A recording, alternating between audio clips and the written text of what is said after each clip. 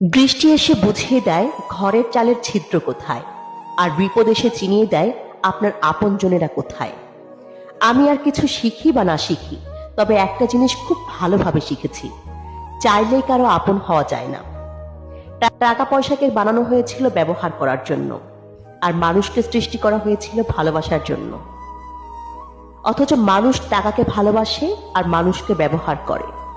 তুমি বদলে গেছো, তাতে আমার কোনো দুঃখ নেই। আমি আমার বিশ্বাসের জন্য লজ্জিত।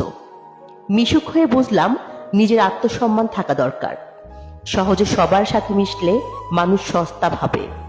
যদি কখনো বুঝতে পারেন কারো লাইফে থাকা আর না থাকা একই ব্যাপার, তাহলে সেখান থেকে সরে আসাটা আপনার জন্য ভালো। কারো পছন্দ হওয়াটা সহজ, কিন্তু সারা জীবন কারো পছন্দ হয়ে থাকাটা খুব কঠিন। হ্যাঁ, আমি একা থাকতে পছন্দ করি। সময়ের সাথে সাথে আমি মানুষ চিনতে শিখে গেছি।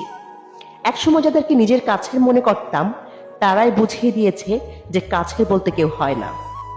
কাছের মানুষগুলোই বেশি আঘাত করে, তাই এখন আর কারো সাথে বেশি মেলামেশা করার ইচ্ছে করে না। যতটুকু প্রয়োজন শুধু ততটুকুই। সবাই বলে সময় গেলে সম্পর্ক বাঁচে। আমি সময় দিয়েছিলাম, মন দিয়েছিলাম, নিজেকে দিয়েছিলাম। শেষে শুধু ফাঁকা হাতে ফিরেছি। কারণ মানুষ চায় সুবিধা, সময় না।